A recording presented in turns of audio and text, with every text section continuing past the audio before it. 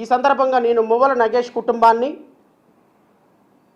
పార్వతి, సుగాలి ప్రీతి వాళ్ళ మదర్ని, ట్రైబల్ ఏరియాలో సమస్యలు ఎదుర్కొంటున్న ఈ మొత్తం ఎవరైతే ఈరోజు 4000 మంది యువతకు రావాల్సినటువంటి పోస్టులు మొత్తాన్ని తీసుకెళ్లి గిరిజన ప్రాంతాలకు కలిపారో, గిరిజన ప్రాంతాల్లో నోటిఫికేషన్ల ద్వారా ఈరోజు భూమి పోయి భుక్తి లేక ఏడుస్తున్నారో ఈ 1000 మంది, వీళ్ళందరూ కూడా రేపు నవంబర్ 26వ తారీఖున విజయవాడలో జరిగేటువంటి చలో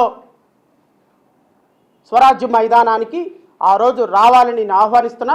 వారు కూడా అంగీకరించారు, ఖచ్చితంగా వస్తారు. బాబాసాహెబ్ అంబేద్కర్కి వారి వినతిని చెప్పుకోమని రేపొద్దున పిలుస్తున్నాను నేను. బాధితులందరూ కూడా మీ ప్రభుత్వం హామీలు ఇచ్చి నెరవేర్చిన బాధితులందరూ కూడా రేపొద్దున నవంబర్ 20వ తారీఖున డాక్టర్ బిఆర్ అంబేద్కర్ విగ్రహం దగ్గరకు వస్తారు. ఎస్, వాళ్ళకి సంబంధించినటువంటి బాధలు చెప్పుకుంటారు. ట్రైబల్ ఏరియాలో ఉన్న సమస్యలు కోకొల్లలు సార్. దయచేసి నేను మీడియా సోదరులను కూడా కోరుతున్నాను, మిమ్మల్ని చేతులు అర్జించి నేను వేడుకుంటున్నా. మీడియా ఈ రోజు వరకు 78 సంవత్సరాలు అయినా కూడా ట్రైబల్ ఏరియాలో కనీసం 3 పూట్ల తినటానికి తిండి లేని ట్రైబల్ పిల్లలు సార్. వాళ్ళకి కనీసం రోజుకి 100 రూపాయలు కూలీ రావటం కూడా చాలా గగనం. కనీసం వాళ్ళ ఇంట్లో పడుకున్న తర్వాత ఒక ఫ్యాన్ కదుగుతో ప్రాపర్గా పడుకోవడానికి ఒక చిన్న బెడ్ కూడా ఉండదు పరిస్థితి. అలాంటి నిరుపేద బతుకులు, దుర్మార్గమైన బ్రతుకులు ఎవరి వల్ల అంటే మీ పాలకుల వల్ల, ఈ పాలకుల వల్ల. కొన్ని వేల సమస్యలు విలయ తాండవం చేస్తున్నాయి sir. It is not a matter of 17 bulbs ఆ 17 బల్బులు సంబంధించింది కాదు, కేంద్ర ప్రభుత్వ పథకానికి సంబంధించింది కాదు.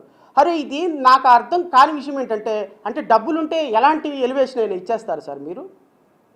మనకి మా ఆత్మవంచన మనకి సంబంధించి ఒక కాన్షియస్ పర్మిట్ చేయదా? అరే మనం TV10 లాంటి ఒక పేద ప్రజల భావజాలం కలిగినటువంటి వామపక్షాల భావం కలిగినటువంటి TV10 కూడా, ఎన్టీవీ కూడా ఇలాంటి కథనాలు ప్రచారం చేస్తే ఏమనుకుంటున్నారు మీరు? నాకు అర్థం కావటం లేదు. వాస్తవాలు మీకు పట్టవా? రాష్ట్ర ప్రజలకి అర్థం కావా వాస్తవాలు? వెనకాల నుంచి మళ్ళీ మహర్షి సాంగులు ఏం సాంగులు నాకు అర్థం కావట్లేదు. దేనికి? నాకు నిజంగానే ఇదిగో ఈ దేశంలో, ఈ రాష్ట్రంలో ఉన్న 48% ఇంచుమించుగా రమారమి 150,000 ఎకరాల ఆక్రమణలో ఉన్నాయి. నేను మొత్తం తీసుకొచ్చి ట్రైబల్ వాళ్ళకి హ్యాండ్ ఓవర్ చేయమని చెప్తున్నానని చెప్పు. నేను పవన్ కళ్యాణ్ గారికి వచ్చి పుష్పగుత్తం ఇచ్చి పవన్ కళ్యాణ్ గారిని సల్యూట్ చేసి వస్తాను నేను. ఇదిగో ఈ ట్రైబల్ ఏరియాలో ఉన్న 4000 పోస్టులు, మొత్తం షెడ్యూల్ ఏరియాలో ఉన్న పోస్టులు, నిరుద్యోగ యువతతో ఫిల్ చేయాల్సిన పోస్టులు, రెగ్యులర్ పోస్టులు ఫిల్ చేయమనండి. పవన్ కళ్యాణ్ గారి దగ్గరకు వచ్చి పవన్ కళ్యాణ్ గారికి షేక్ హ్యాండ్ ఇచ్చి ఆయన చేతిని ముద్దాడి నేను వస్తాను బయటికి. ట్రైబల్ ఏరియాలో ఉన్నటువంటి నిజమైనటువంటి బాధితులు ఈరోజు పెసా యాక్ట్ అమలుపరచకుండా కొన్ని వేల ఎకరాల నోటిఫికేషన్ల ద్వారా తీసుకున్న అక్రమార్కులకి, వాడికి అంబానీకి, ఆదానికి రాసిచ్చేస్తున్నారు. దాన్ని అడ్రస్ చేయమని చెప్పండి. నేను జనసేన పార్టీ కార్యాలయానికి వచ్చి ప్రతి ఒక్కరికి కూడా షేక్ హ్యాండ్ ఇచ్చి మీ గురించి తప్పుగా మాట్లాడినందుకు సారీ అని చెప్పొస్తాను సార్. నేను ఎందుకు అబద్ధాలు ఎందుకు సార్? సుగాలి ప్రీతికి న్యాయం చేయలేదు, నగేష్కి న్యాయం చేయలేదు, ట్రైబల్స్కి న్యాయం చేయలేదు, ఎస్సీలకు న్యాయం చేయలేదు, మహిళలకు న్యాయం చేయలేదు, 30,000 మంది అమ్మాయిలు మిస్ అయితే ఒక్కళ్ళని కూడా బయటికి తీసుకురాలేదు. ఎందుకు సార్ ఇవన్నీ? దేనికోసం? ఏ ఎలివేషన్స్? తప్పు. మీడియా కూడా ఆలోచించండి. నేను మీడియా సోదరులను అడుగుతున్నాను, ఎందుకంటే ఈ సమాజాన్ని మార్చగలిగింది మీరే. ఈ దేశానికి స్వతంత్రం వచ్చే సందర్భంలో మాట్లాడటానికి పత్రికలు లేనప్పుడు, ప్రచార సాధనాలు లేనప్పుడు ఈ దేశంలో స్వతంత్రం రావడానికి కారణమైంది మీడియా సోదరులు. ఈ దేశాన్ని స్వతంత్రం వైపు నడిపించింది లాయర్లు.